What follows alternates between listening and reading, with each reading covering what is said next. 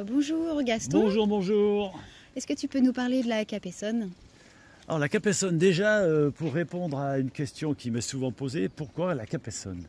Parce que dans les années 50, il y avait beaucoup de pêcheurs sur Amphion, donc il y a des pêcheurs qui a du poisson, Capesson, donc on a surnommé les pêcheurs d'Amphion les Capessons. Donc quand Bernard Comont m'avait dit qu'il faut créer une épreuve de course à pied sur publié, j'ai dit bon, on va l'appeler la Capessonne. Et donc c'est la 24e édition cette année, 24e édition avec plus de 700 participants entre coureurs et marcheurs, un véritable succès, avec aussi le secret de la soupe aux cailloux, parce que donc le vendredi après-midi on épluche les légumes et puis on les met dans un grand chaudron et puis on met des cailloux de l'Adrance et puis les cailloux en brassant, ils moulinent les légumes et puis donc c'est notre fameuse soupe aux cailloux que l'on distribue à l'arrivée. Cette année, vous soutenez l'association White Sutton. Est-ce que tu peux nous en dire plus? White Sutton, donc chaque année, on essaye de reverser 2 € par dossard à une association caritative. White Sutton, le syndrome de White Sutton, c'est malheureusement un syndrome qui se pose sur des enfants. Et il y a un enfant de la commune qui est victime de cette maladie. Donc on connaît bien la maman. Donc on lui a proposé de mettre 2 € pour essayer de combattre cette maladie qui touche cet enfant de la commune. C'est pour ça. Puis nous, on fait ça pour ça aussi, pour aller vers l'autre. Il n'y a pas que déjà aller vers l'autre aujourd'hui en organisant une course, c'est toujours aller vers l'autre. Hein, c'est notre volonté à cette équipe de Courati. Merci beaucoup. Pas de souci. Bonjour Tonio. Bonjour. Vous êtes le créateur des loups Courati. On est plusieurs. Créateur, c'est un grand mot, mais on est à l'origine, disons, de cette course à pied solidaire entre copains. On a créé les Courati, après c'est devenu. Après on a fait la Capessonne. Il a dû vous expliquer, Gaston. Oui. Mais moi je suis tout au début des Courati. Et comment elle est venue l'idée? Parce que c'était que des gens du bâtiment. Donc le fait de courir, c'était un délassement total, on savait le cerveau. Et donc on a créé cette assoce pour se détendre. Puis ça a pris.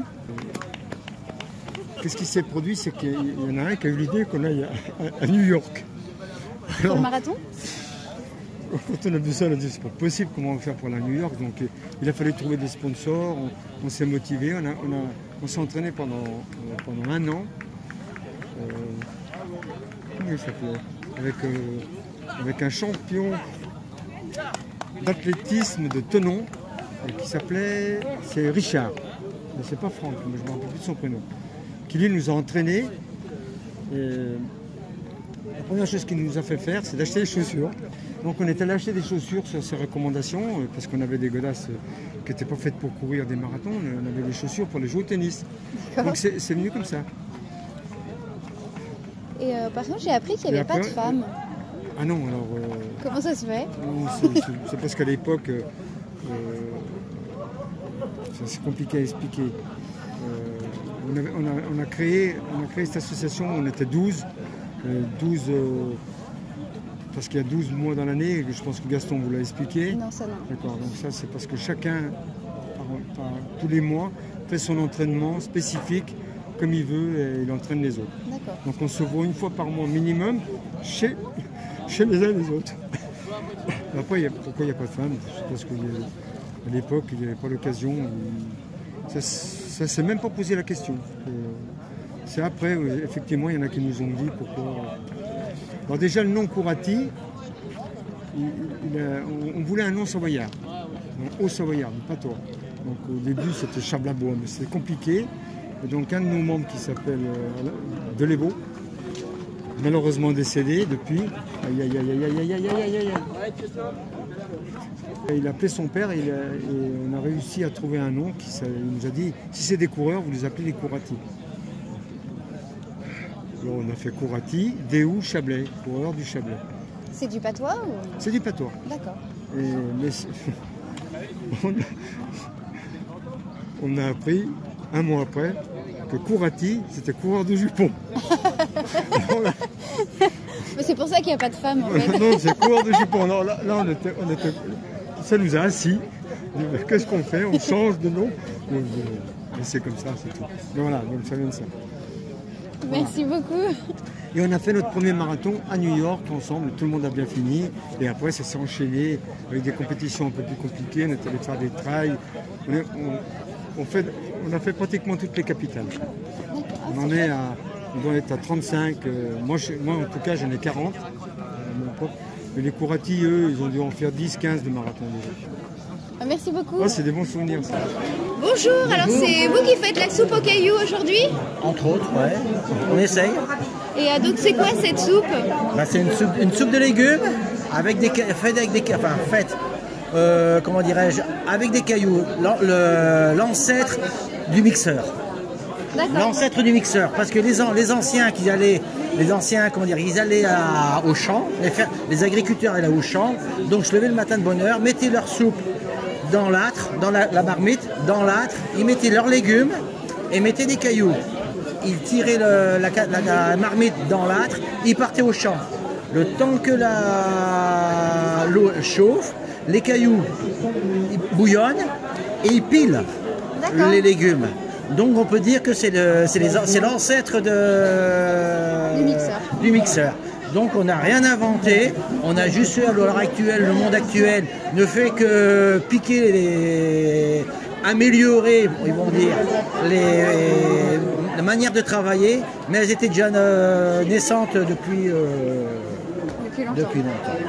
Donc voilà. Est-ce que les cailloux apportent un goût, quelque chose de particulier? Non, c'est juste alors, faut pas des trop gros cailloux, il faut juste pour qu'ils puissent bouillonner, que le légume passe en dessous, parce qu'avant les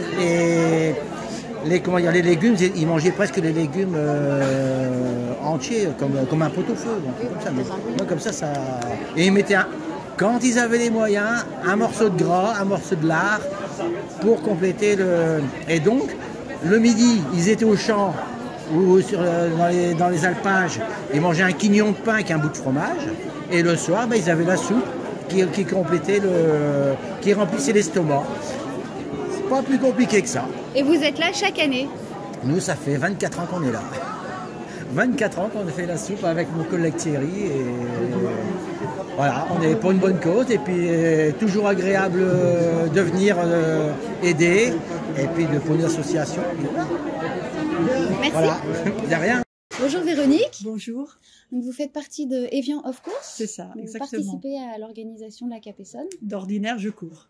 D'accord. Mais voilà, comme ma sœur Dominique Rovisier, qui s'occupait principalement du stand d'Ossard, est décédée début décembre, ils m'ont demandé de la remplacer en hommage. Voilà. D'accord. Mais sinon, je cours. Ok, donc vous gérez les inscriptions là. C'est ça, exactement. Combien d'inscrits? 500, 500. 200 marcheurs, et le reste sur le 8 km et le 13 km. D'accord. Ouais. Moi, j'étais au stand, au poste de marcheurs qui ne sont pas inscrits, donc les inscrits de dernière minute.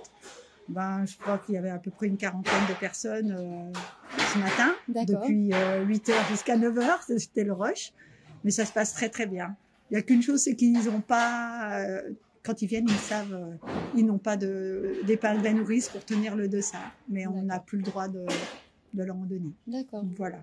Et donc, Evian of Course, vous pouvez me parler un peu plus de cette association?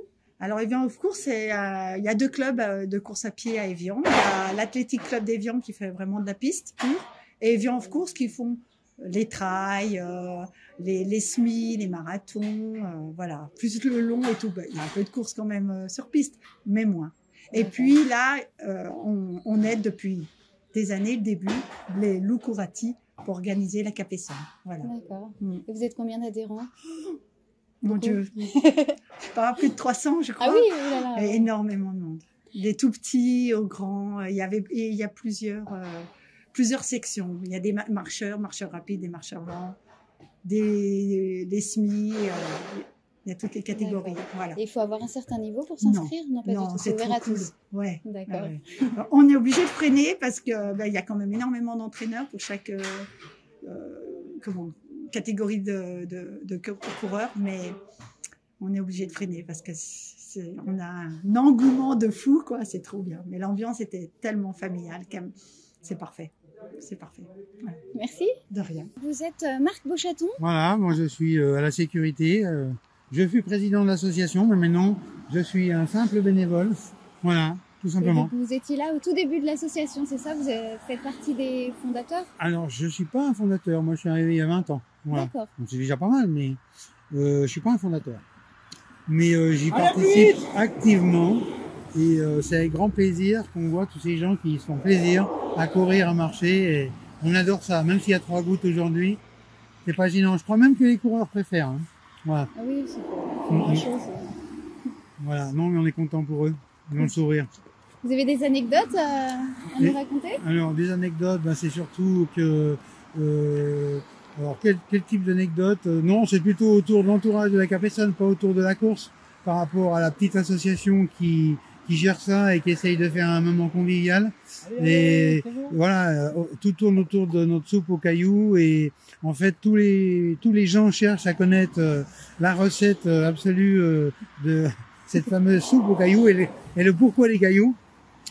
Et du coup, c'est plutôt ça l'anecdote, le fil conducteur, on va dire. Voilà. Mais non, on n'a pas d'anecdote particulière. L'idée, c'est surtout pour nous que ça se passe bien pour tout le monde, qu'il n'y ait pas de blessés. Et que chaque année, la protection civile vienne pour rien. Voilà. Que tout le monde arrive en bonne condition. Vous pouvez y aller.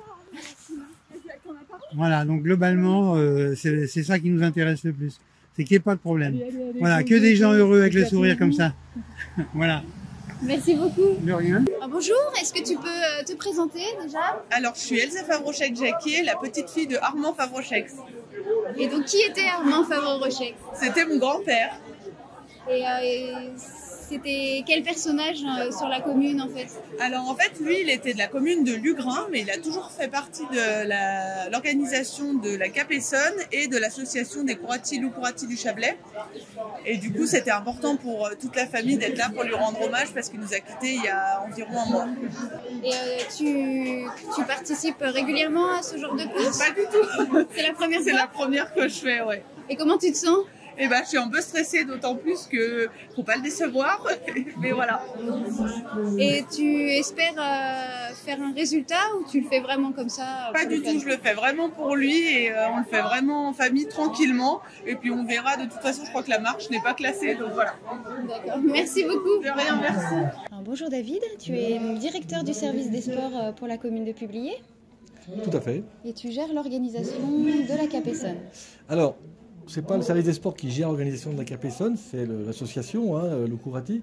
Mais évidemment, on est en appui, comme pour tout événement qui se passe à la Cité de l'Eau. On est là pour accueillir, aider à l'utilisation au mieux de toutes les structures, à toute la préparation, en lien aussi avec nos services techniques, pour tout le matériel qui est apporté, à la fois ici et sur le parcours, en lien avec les autres clubs pour coordonner les utilisations et faire un planning adapté pour tous.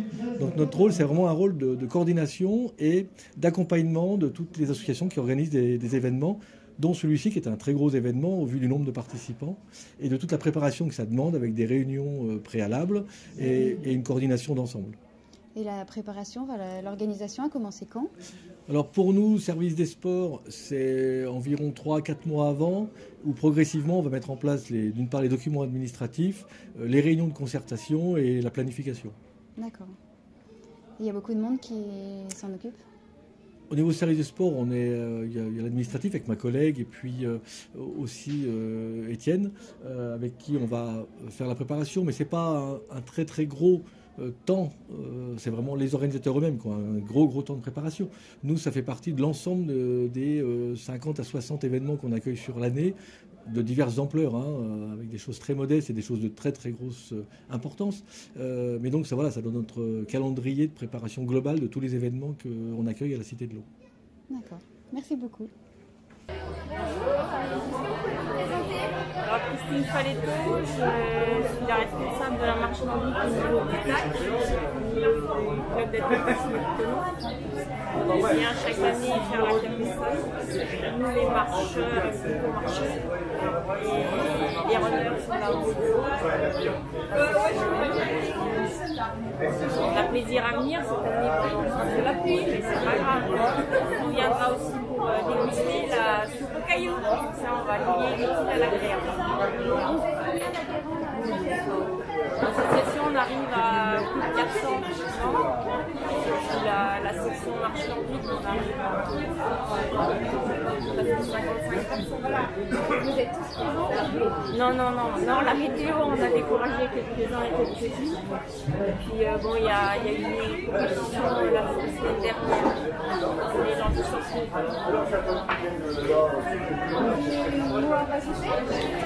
et ben moi je l'ai dit, cette course à un ami que je viens de perdre.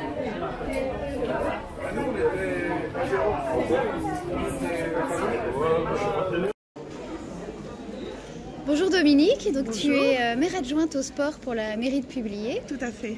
Quel est l'apport concret de la mairie dans l'organisation de la Cap Essonne?